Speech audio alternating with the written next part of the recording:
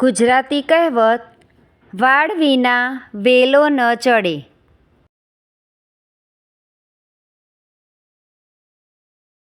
વાડ વિના વેલો ન ચડે.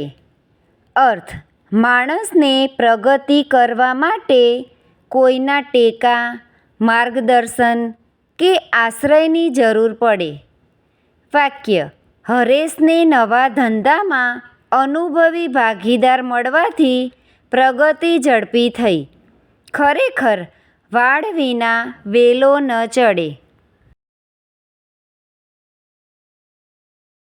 Thank you friends. Please like, share and subscribe.